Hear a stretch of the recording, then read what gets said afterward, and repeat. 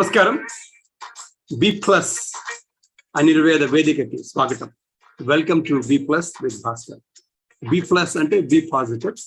B positive is the A+ way to be. My name is Bhaskar Rayavaram. Today's B+ session is a special one. So I'm going to do all of this in English. Usually I introduce everything in Telugu, but today's program, we're going to do it in English because it's a special day today. Be positive is the A+ way to be, is a thought that is generally given to us by our teachers, by our elders, as a way of life, as a way of being, to conduct our own life, our own activities in such a way that whatever be the life situation, whatever the things that come in the way to deal with them is to have a positive attitude, is to fill ourselves with positive energy so that will guide us in overcoming whatever the obstacles, overcoming whatever that comes in the way. Having that type of attitude is one of the success criteria for leading a successful life, one of the criteria for leading a successful life. If anybody that believes in it, that belief itself is the fuel that drives a certain life forward. If people that have this belief come together as a common group, that individual energy becomes a common derived energy that will propel all of us to do some great things together. That's the purpose of this particular channel, where we come together with a similar attitude. People with similar attitude come together to do some great things in life. That's what we've been doing through B+ with Bhaskar for a couple of years already. So before I get into the program and tell you what this is all about today, why is it special today, I want to tell you share with you a nice thought that I learned something today. This is from a famous Persian song by Sadi Shirazi. So his song goes something like this. I'm going to paraphrase it for you. It's in Persian language. The song goes something like, the human beings are part of a whole. And the way he describes the whole is similar to a human body, where if you are feeling pain in certain part of your body, the other parts of the body also feel. Suppose your limb is having a pain, the other parts of the body also will feel the pain. That's how a human body is structured.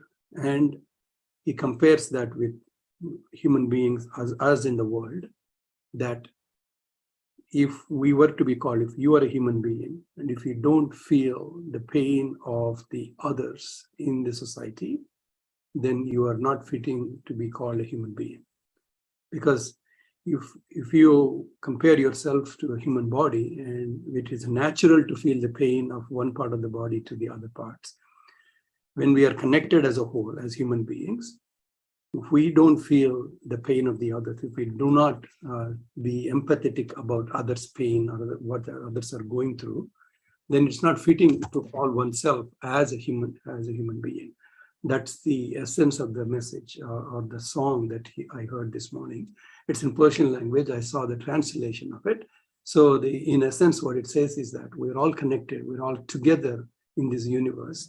And just because there is drought in California or floods in Texas, somehow we should not treat them as independent events. And similarly, something going on in other parts of the world, we're all connected together in this. There's a common responsibility that we all have to bear. The pain of one part of the human ecosystem may or may not be felt directly as if it's a connected limb. But the thing we have to remember is that we are connected from many perspectives, and the responsibility for human beings is to realize and be in that space that we are all part of the whole, and something that is impacting certain part of the world definitely has an impact to where we are, and we need to think about doing something about those things. So it's a great Persian song by Sadi Shirazi. I heard about it this morning. In fact, somebody sent it to me as a birthday gift. As you know, that you can actually give beautiful thoughts as a gift to on an occasion of a birthday. So with that thought, I'm going to welcome you all to this wonderful special session today on B+WithBhaskar. With that, I will introduce some special guests that are available in this meeting today. Welcome Rishika Porandla, welcome Sia Arya, and welcome Jax Porandla. Welcome to B+WithBhaskar. Can you unmute yourself and say hello? Hello, Bhaskar. Hey Jax. Hello Rishika. How are you? Hi, I'm good. How are you? Very, very good. Hi Sia. How are you? I'm great. I'm very glad to be here today. Thank you. Thank you for joining in this special session. I will actually reveal what is specialty about today. As it shows up in my backdrop, it's a special day for launching a book by an aspiring writer who, the thought of that we are connected as a whole, and we are all in this universe from many perspectives connected and together. And when you generate that kind of a thought in a young person's mind, it will translate into amazing things. And one of the things that will generate for them is vivid imagination. Vivid imagination that what would this world be if there are unlimited resources? What would this world be if we all can unite and do things differently? What would this world be if so there is no bounds to their imagination when you imbibe that kind of a thought process into young people's mind. And that's what happened with this aspiring young writer, Rishika Porandla. I'm very proud and happy to introduce to all of you today the young aspiring writer, Jax Porandla. She's just a high school junior in Coppell High School. And when I say just, why I say just, even though for her, it's an accomplishment to get to that place. I say just because the accomplishment at that age, when it is beyond comprehension of that particular age group, you say that she's just high school junior. The reason why I use the word just is when you put what the accomplishment next to the person, you feel like she's just a junior, but she's done such a great thing. So that's why I use the word just. It doesn't mean any other way. So the accomplishment really is when it comes to young minds, they're full of thoughts, they're full of imagination, and there are mechanisms for that imagination or thought to be expressed, to be publicized. People choose different mechanisms to do all that. Some take up a microphone and start speaking about it. Some write a song about it. Some just go about doing further research about it. They can completely be quiet about those thoughts and keep building them in their head and do some research about many of those things and come out in the open at some point in life. But some people also decide to write poetry about it. Some decide to write stories about it. That's how the world of literature, the world of connecting what's inside our hearts and expressing that to people around us. You choose a medium of expression, and that medium of expression can be in many forms. And to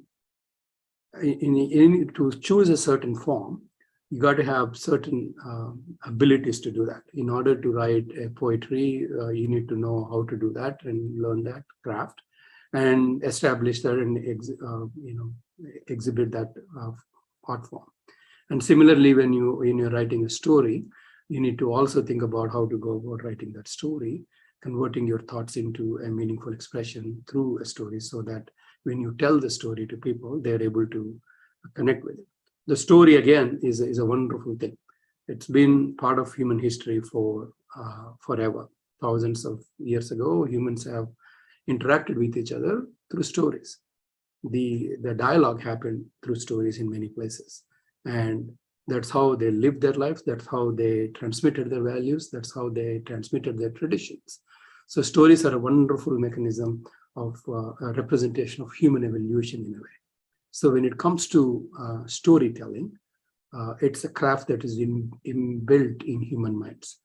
So when it's inbuilt in human minds, all that we have to do when it comes to young minds is that the the ability to either listen to stories, the ability to either tell stories is very natural for human beings. If we keep that craft of it active in a young person's mind, when you connect that with the life learnings they accomplish at any stage of life, when you put those things together, if there is a trigger for expressing their thoughts into a form of any of these arts that I described, if that art form becomes a story, then what comes out of it is a wonderful thing.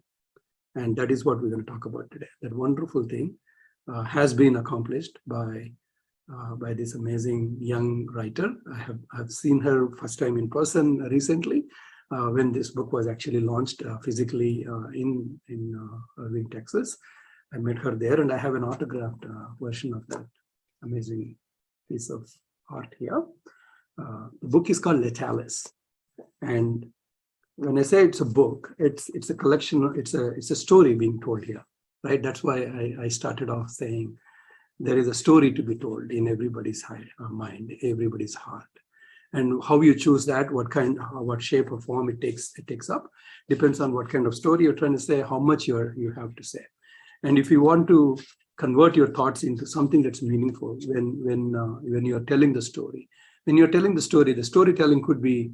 You don't have to sit physically and then actually through the oratory form, you don't have to tell stories that way. That's how storytelling has been for years, thousands of years back, when there is no printed text, when there is nothing to be written about. People were telling stories orally. So I tell you the story, you hear me, and then you go tell the story to somebody else. So that has evolved into, as human beings, as we evolve, learn language, learn representing language in scripts and start writing about it. We have many ways to express that, create that storytelling ability. That's what is happening now, is that Rishika decided to tell a wonderful story through this amazing book called LETALIS. Who we have here as part of the panel today is the writer herself. Rishika is here, and then we have, as you see, right, every book tells a story without actually reading anything inside it. That's called the cover of the book. And it's very, very important to grab the attention of the intended audience, to have a mindset, oh, I want to see what's inside. It's a cover that invites you inside the book. And we have the cover designer here, Sia. And we're going to talk about all this, the motivation for the book, what prompted her, what was the journey, how she went about doing all this. So we learn every single aspect of this as you are watching through the YouTube channel. If you have any questions about this, about the whole process as we are discussing, please do chime in with your questions. So with that said, congratulations, Rishika and Sia, to both of you for accomplishing this great step. Writing a book is not a trivial task. It's not easy to express any thoughts at all. Expressing a thought is the most complex process a human being can accomplish, because it needs to bring many faculties together to express it in such a way so the recipients, it makes sense to the recipients. So if you're talking, it's an expression. If you're talking in a way that's flowery, poetic, that's inspiring, that's the next form of expression. So there are various ways of doing that. So I commend you for, first of all, deciding to express your thoughts. What's driving your internal thought processes at that point of time and prompted you to write this book. So to actually take the step that I want to express my thoughts, there is an internal drive for that. So let me ask you, Rishika, the thoughts that are expressed, the story that you are telling through this wonderful book, what was the trigger for the story itself? What actually prompted you to say, I want to tell what I'm saying in this book, what you ultimately ended up telling through this book? What was the trigger point for it?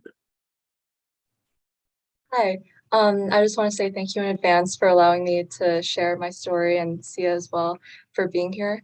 I believe my motivations changed throughout the 2 years of writing the story. I began it just recreationally. I wanted to have some fun. I was reading a lot of fantasy novels, and I wanted to see the same almost formula of classical fantasy writing applied to something for teenagers, something for high school students. So I just began writing the story, whatever came to mind. And then along the process, I began to notice that I was subconsciously moving the story in a certain direction, almost aiming it to be social commentary about the tribulations of what unconditional power can do. So though this is still like a fantasy story that like came from my mind, I like to think that a part of it was motivated by like what was going on around me in the world at the time. So yeah, fantasy always is a connection from reality to something else, right?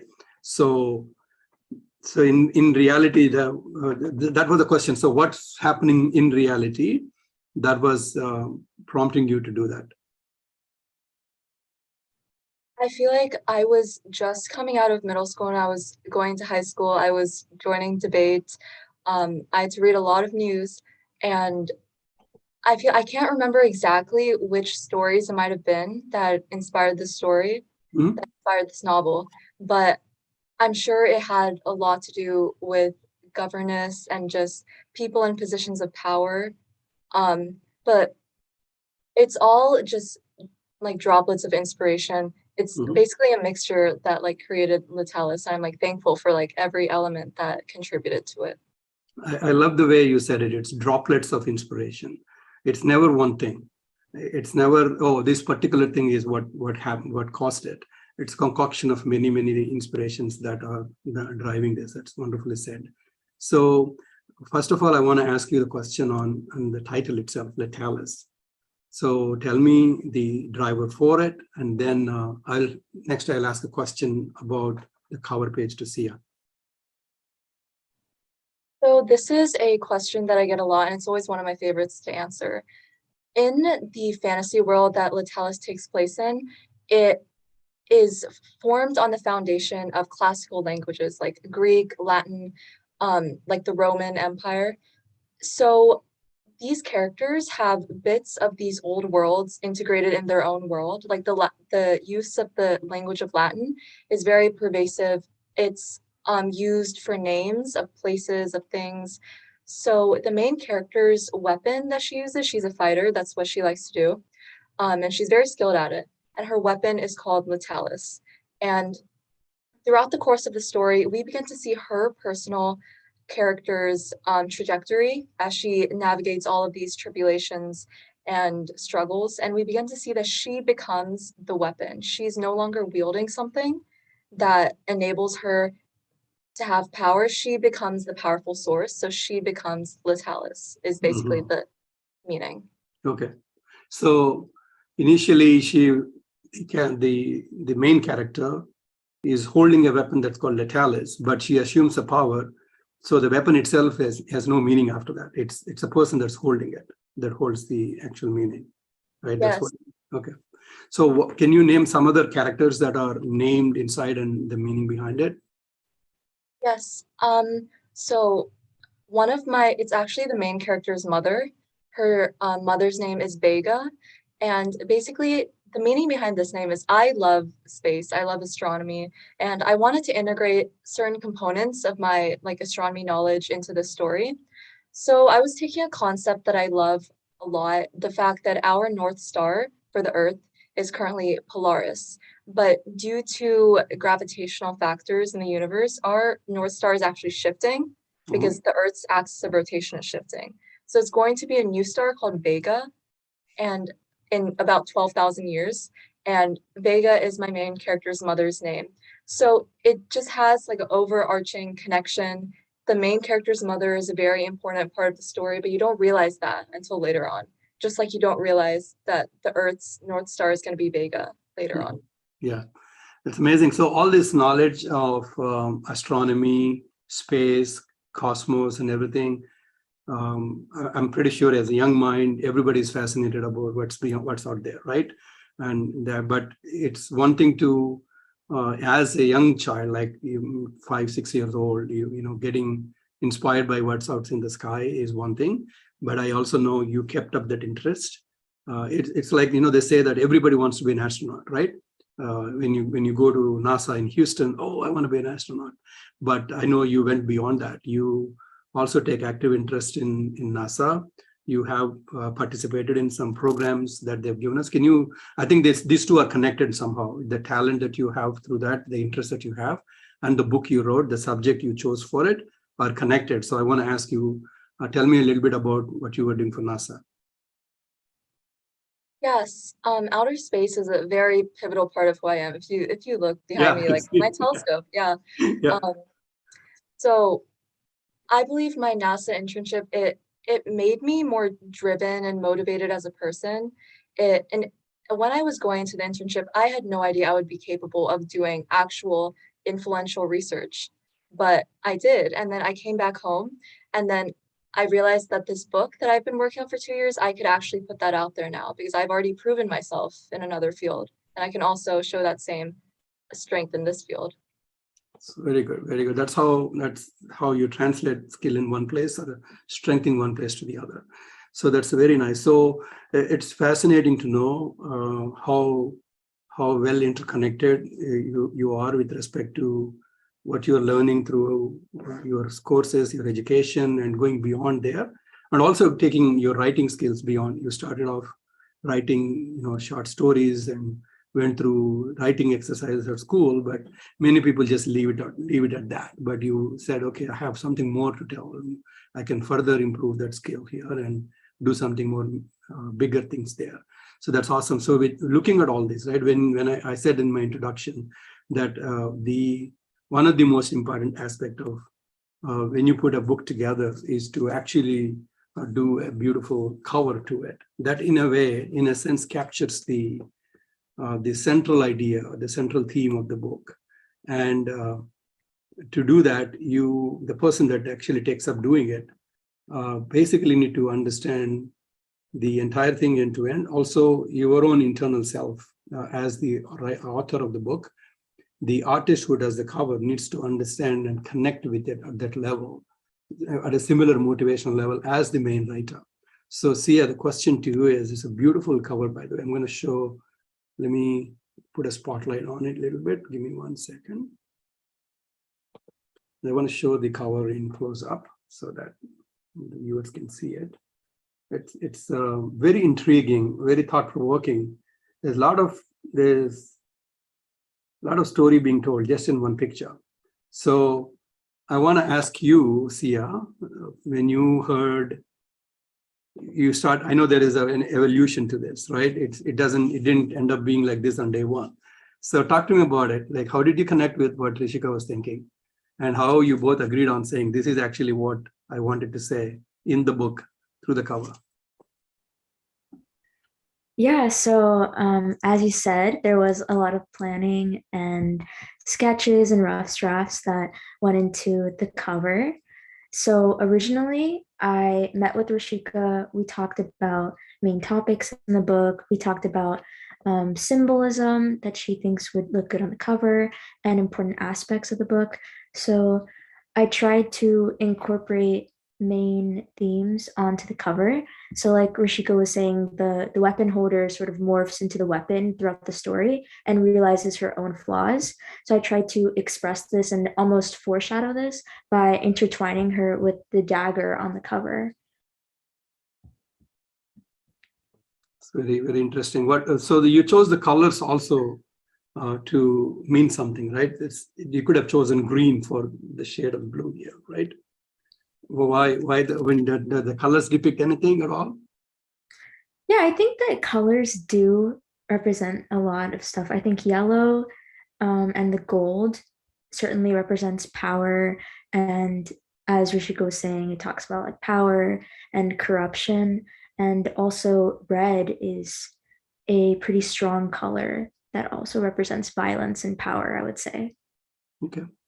That's awesome. So that's very, very good to know. And I know I saw when you were launching, I saw that, multiple sketches back and forth, and you finally arrived at doing this. So finally, you also not only drew it with your hand, but you also digitized it, right? Using actual technical tools to put it on on a book cover finally, like that needs to go digital as well. So that's very good. So Rishika, tell me, when did you actually start writing? I know the book itself, right?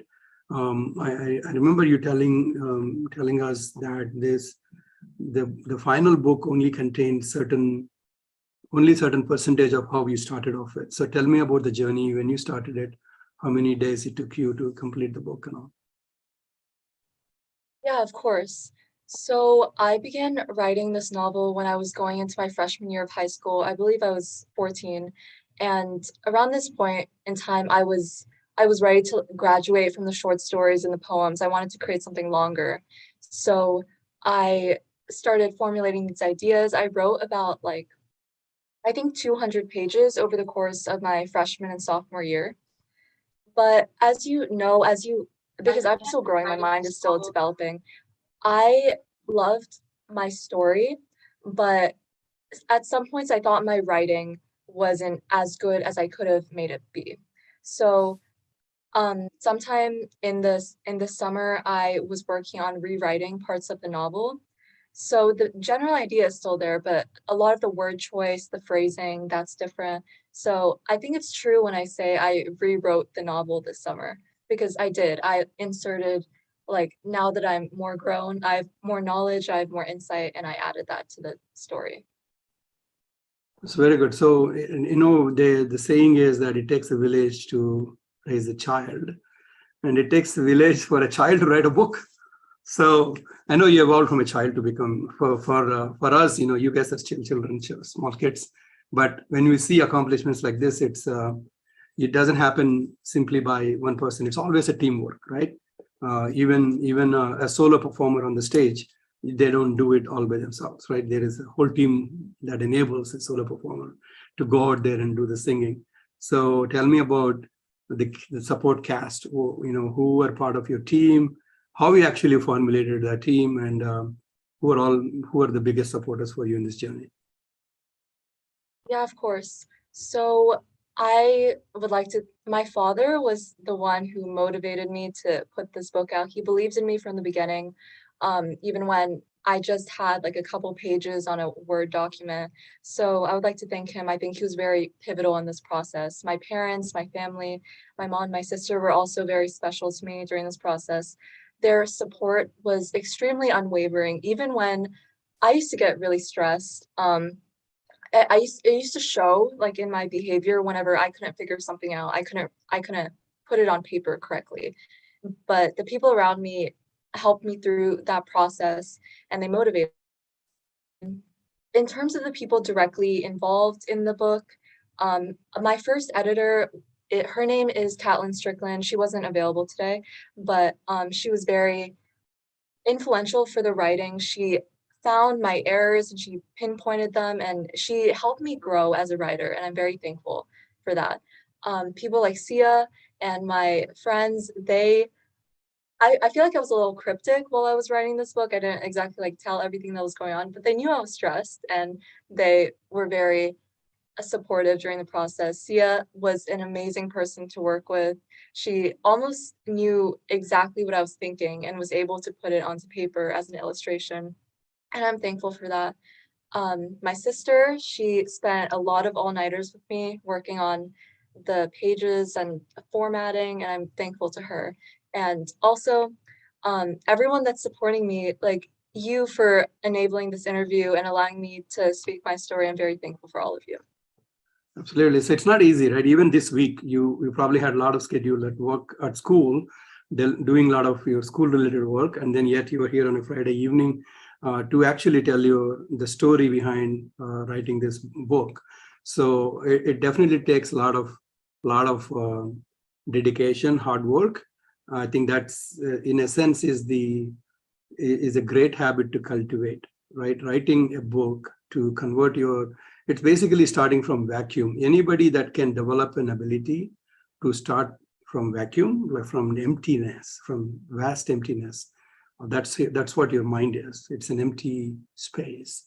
Then you have to fill them with, I'm going to use the word from now on, use it as droplets of motivation. I like that.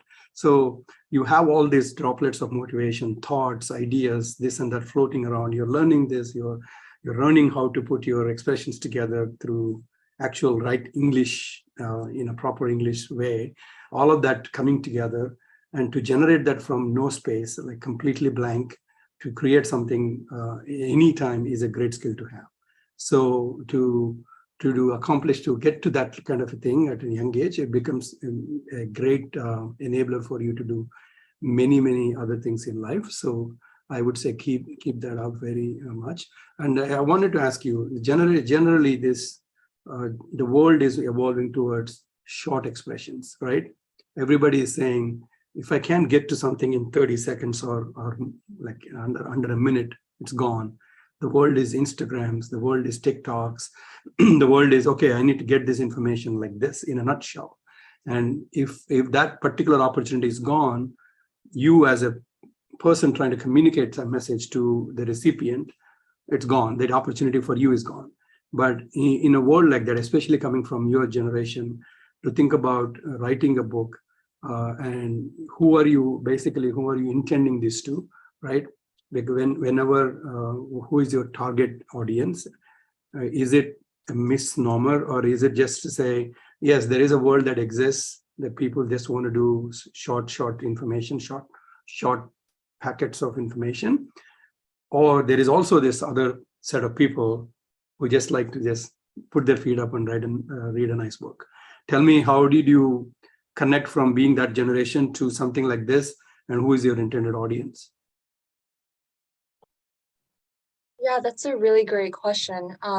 I feel like I've experienced that shift in generational mindset extremely. Like when I was a kid, people always used to read. Like we would go to school and we would just read.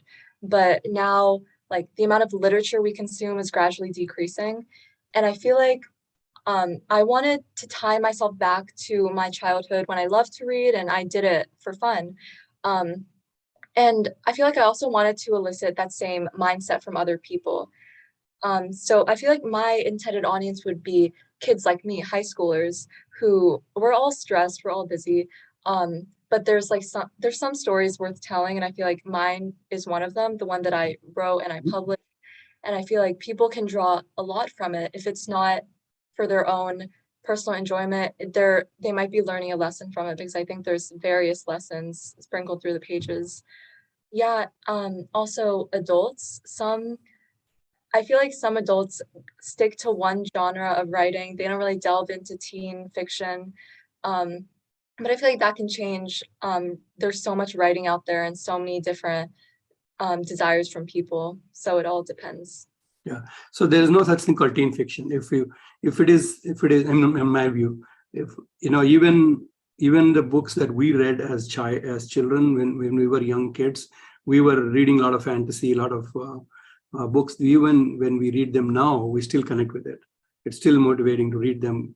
So I'm pretty sure there is substance here for anybody that wants to read a good book. So and the fact that you are connecting with the aspects of power and the impacts of having unconditional power, you said, right? Yeah, unconditional power, and how one could use it, abuse it, what it would do to a person, and what are the all-round impacts of it is simply resonating with anybody. I don't think it's anything to do with teens, but some of the coloring, some of the characterization may sound like that. But if you just see how many teen sensations are out there that are capturing the whole world. So from a book point of view, everything was built for teens. I believe Lord of the Rings or any Harry Potter series, if you take, all of them were meant for teen fiction, but they captivated the whole world. So I do not see that as a restriction here. So let me see a couple of comments that are coming your way. Congrats, Rishika, is Krishna Kurapadi. She's saying congrats to you. And Ravi Varma Alluri, he's saying, congratulations, Rishika. Authoring a book is quite an accomplishment in itself. Doing so at such an young age is even a bigger one. Wishes for you to reach many more heights in future. Sia, that is such an impressive cover page you drew. I would love to follow your journey and celebrate your future accomplishments. Best wishes for a bright future. This is Ravi Varma Alluri saying. So some of the people will watch it later. There will be some comments coming your way as well.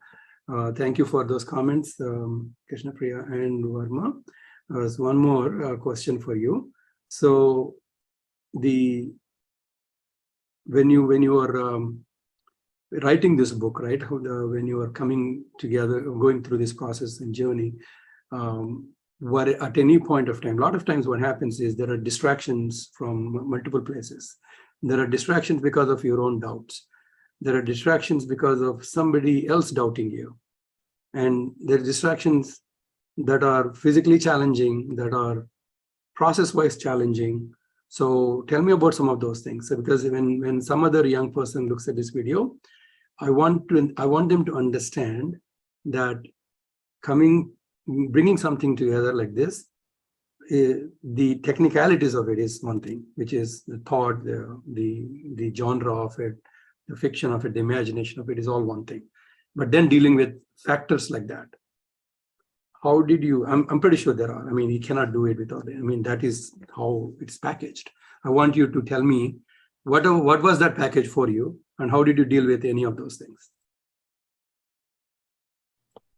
Yeah, if you ask my dad, nothing about writing this book was continuous. It was all very fragmented over 2 years because I was growing up, I was entering in a school environment that was very competitive, and my priorities began to shift. But I think around the past year, I've realized that my priorities have actually always laid with this book.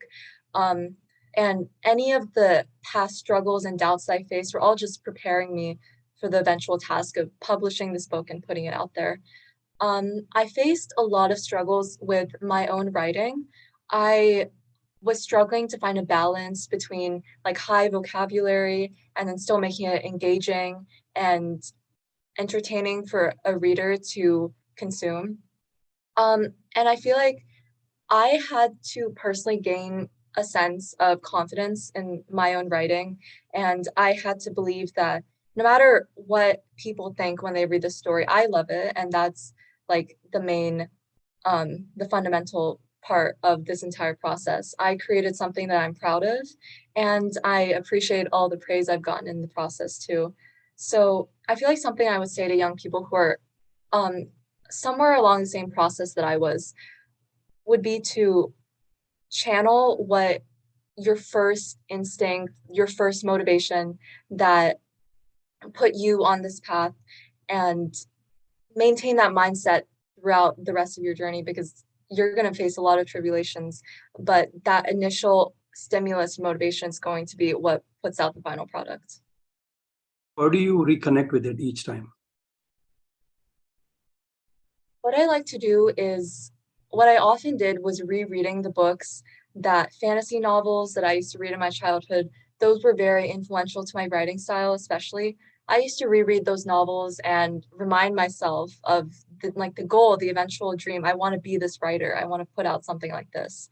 And I feel like reading and being inspired by other authors was definitely what kept propelling me. Perfect. So tell me some of the writers that are motivational for you. I mean, who are the inspiring writers for you? Yeah, I feel like if I name anyone, Sia's immediately going to be like, oh, she's talked about them so many times. One of my favorite books, The Secret History by Donna Tartt. I read that about a year ago, and I reread it recently, and I extremely connected with it then. The themes that she uses in her book are also social commentaries. She's trying to draw interest to this certain area of life that people don't think deeper into. Her main goal with her novels is to talk about academic competition, romanticizing the academic world. And I feel like I look at her writing and I just feel inspired because she's doing the same thing, except with a different genre. Awesome. So next question I want to ask you to Sia. I know you are not chosen just like that. You have some skills in you. Like I was saying in my introduction, you have a different way of expressing your thoughts, which is art. So tell me about your journey as an artist, because Rishika didn't pick you just like that. It's not an accident. She saw something in you as an artist, and she actually fundamentally believed that you could represent her thoughts into a wonderful visual. Tell me about your journey as an artist. What prompted you that you can help here or you can be part of this team. Let's talk about that. Yeah, sure. So I've always just been fond of art since I was like in elementary school. And like you were saying, how Rishika's like creative outlet is writing, I think that mine is art and visual design. And throughout middle school, I started picking up digital arts and using softwares like Procreate and Photoshop. And honestly, I was surprised when Rishika asked me to do the book cover for her book, because I didn't feel like I was like good enough as an artist to do something like on a professional level. But I think that Rishika honestly like made me feel more confident as an artist, and it was an amazing opportunity to be part of her project. That's awesome. Thank you. It's very, very inspiring to see you guys come together like this as a team. I wanted to ask Jax a question. Jax, are you there?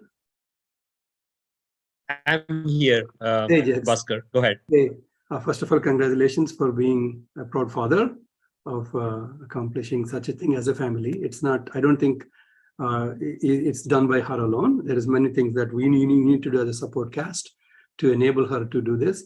So as parents, right, we always see many things in our kids that, oh, they're capable of doing this, they're capable of doing that, they're capable of doing this.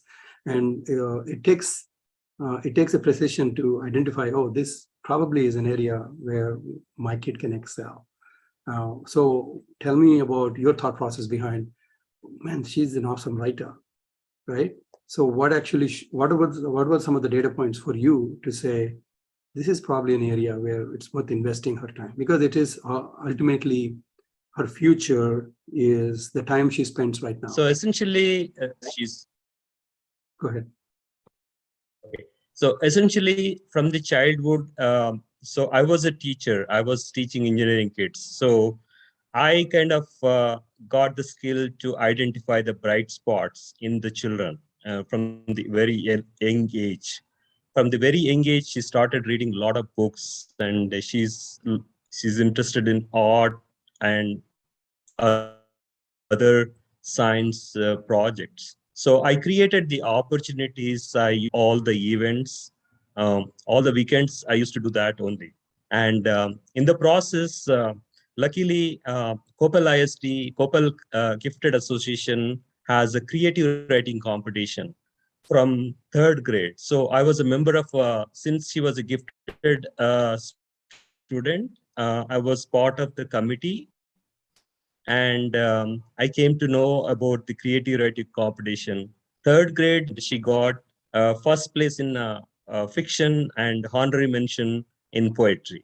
So every year she has been participating, and she won most of the years. And some years she did not win, but from that point, from that misses, she learned more and worked a lot more to get better. So essentially, the continuity is very important for children. So that is something I encourage the parents to encourage their children to stay on the path for a long period of time. Yeah, that's very important. It's because otherwise it'll be a flash in the pan. Because everybody, you can find those flashes of brilliance, but then catching on to something and then holding on to it for long sustained amount of time to keep improving upon it. So I always say that there is no such thing called winners and losers.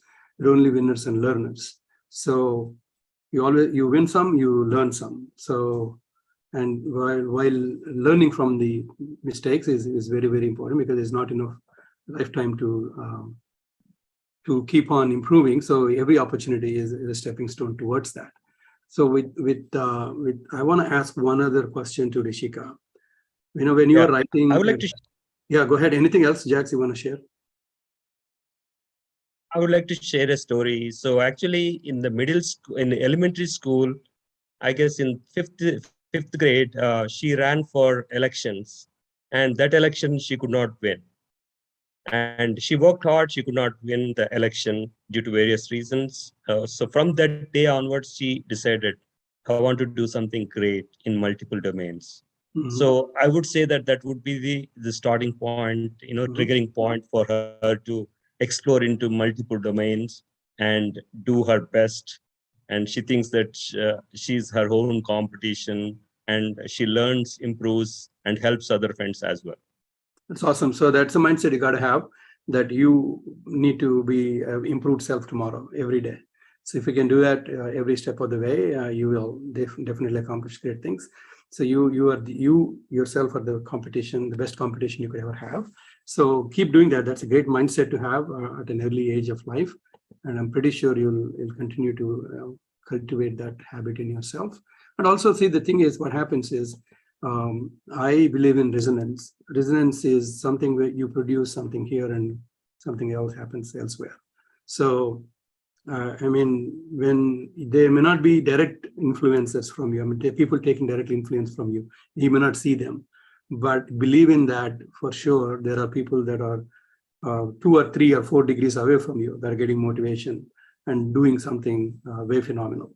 So be out there, be open in your courage, and keep doing these wonderful things. I wanted to ask you, in this whole book, right?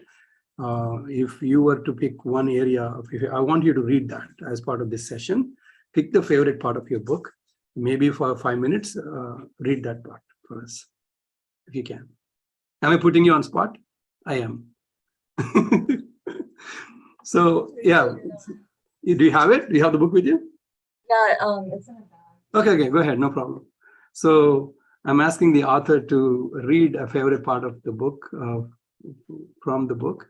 So for all of you guys, I mean, I'll talk about where this book is available in the meanwhile. So this book is right now available on Amazon and also on Barnes & Noble. So we'll talk briefly right after this presentation by Rishika, giving you the best part of the favorite part of this book from her perspective, and we will talk about how to find this book and all. Okay, over to you.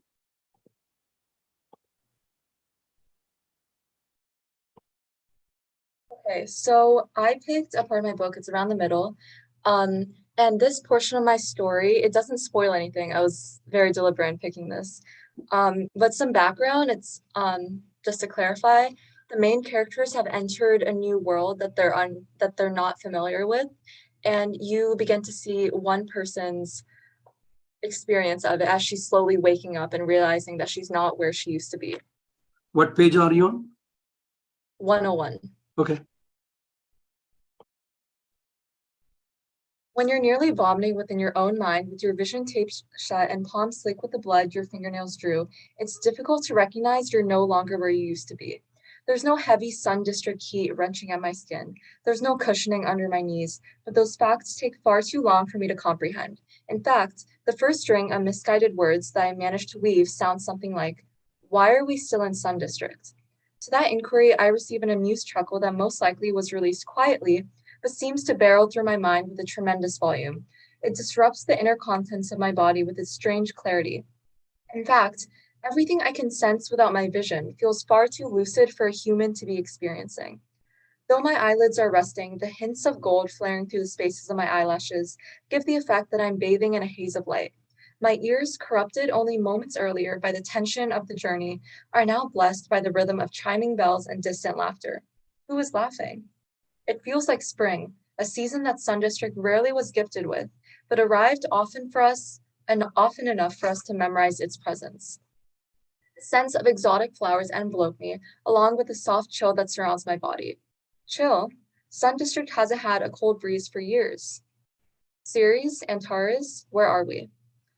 So basically what's occurring in this section of the story is the main characters have found a link to their family heritage to the kingdom that they're a part of, and they've just arrived.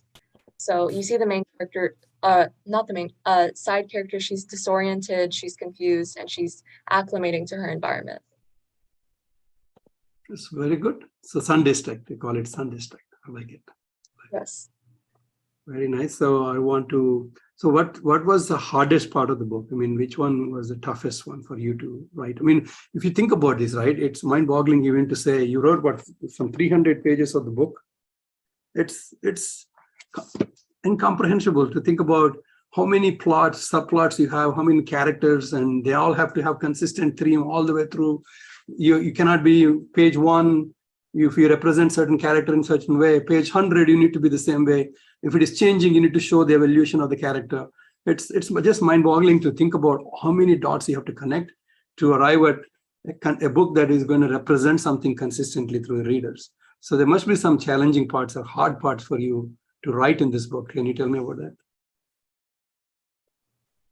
Yeah, so you were actually pretty much spot on. It's the evolution of the characters, but specifically their relationships to each other. There's a lot of family relationships that are in this novel. It all centers around basically one royal family.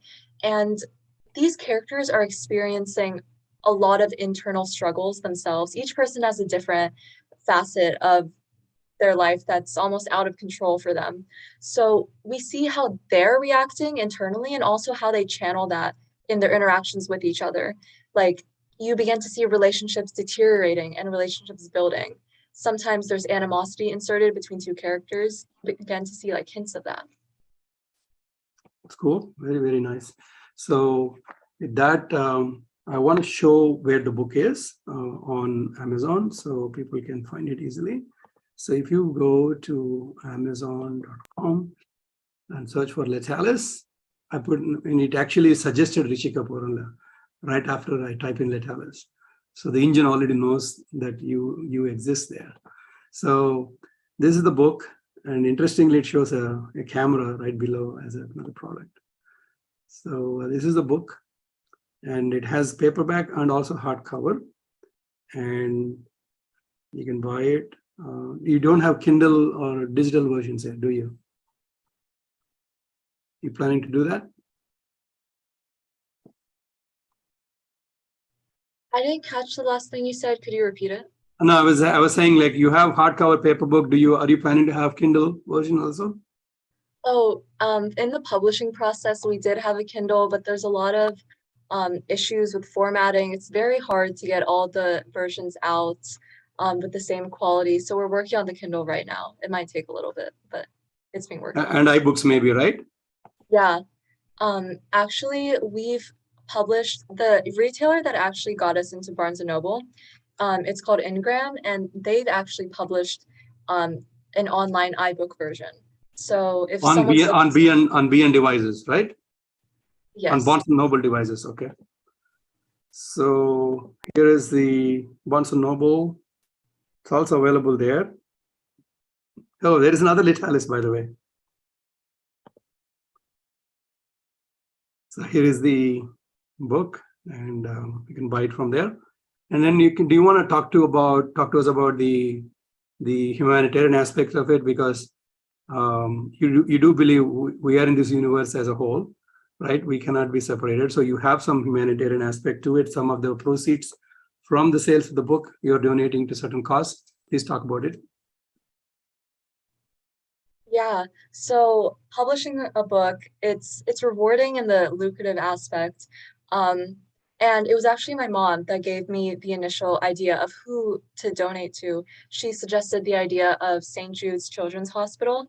It's a cancer research facility, and what they do is incredible. They provide free of cost treatment to cancer patients, kids, and families that are financially not able to fund the treatment themselves. And I think the cause that they're working towards is incredible, and I'm thankful that I get the opportunity to provide some help to them. So about 10% of the proceeds, the profits, will be going to St. Jude's Children's Hospital. And yeah, that's been an initial goal in mind ever since I started the story and I began to think about publishing. I was thinking about what I could do, what good influence I could do with the results of this novel.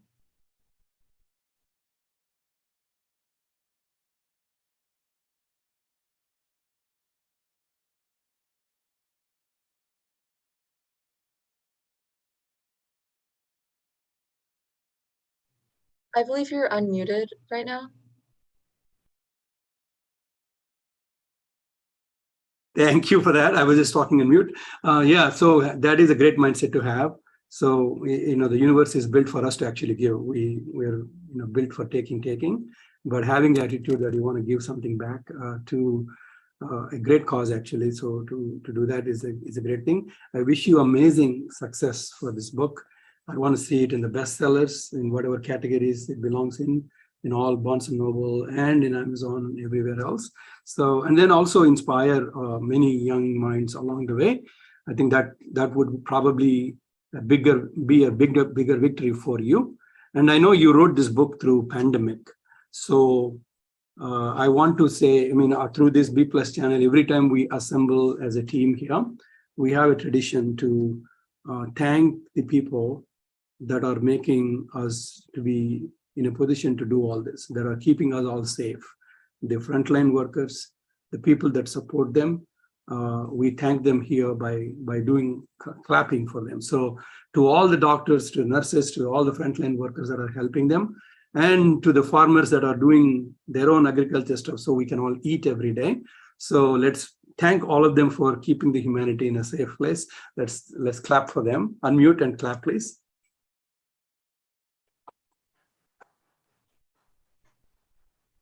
So that's our, sorry? Oh, I was just saying, thank you. We appreciate. Yeah, absolutely. So I think you did it through this book, through the pandemic, which is even more commendable, because a lot of times people close themselves out, they shut down, they go into a shell waiting for a better world to arrive, but you're out there creating a better world. So I commend you for doing that through this early part of your writing career. So I wish you many successes to come along. And if some failures come along, I know what you would do with them. You would basically face them with absolute courage and learn from it. So I know you would do that. And I commend you, I congratulate you for doing it. And Sia, thank you for being an amazing partner to Rishika.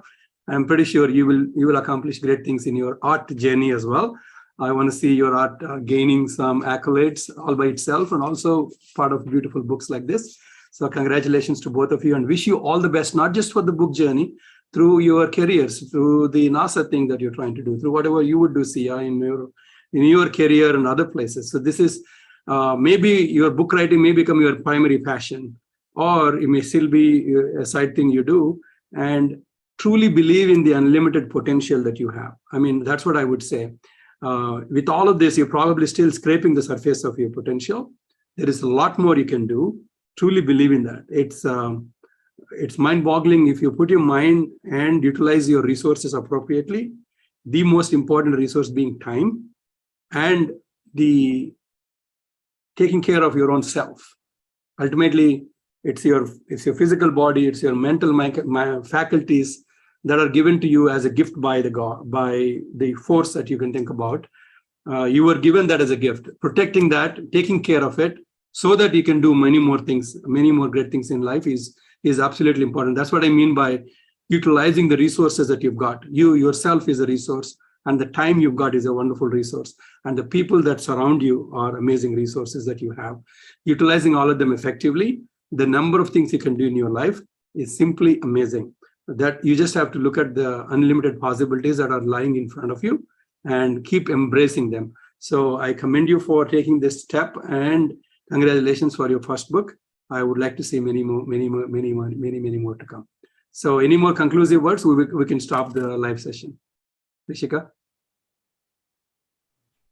Yeah, I would like to thank everyone that's watching, the people that commented, the people who are thinking of my novel in a good light. All your support doesn't go unappreciated. I want to thank the people on this panel today. You've all been supportive in your own way, and I'm extremely thankful for that.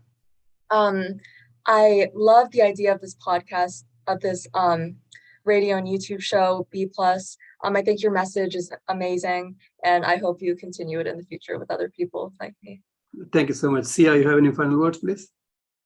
Yeah, I would just like to say that it's been an honor being here on this interview and designing for Rishika. It was such a fun process, and I am so proud of her. She's amazing, and she's truly destined for great things. Absolutely. No doubt about it. Jax, any final words, please? Yeah. So essentially, this is a message I want to share with all the parents. Spend a lot of time with them, give them the opportunity, identify the bright spots. Thank you. Um, Your voice is breaking, Jax. so that is we need to more.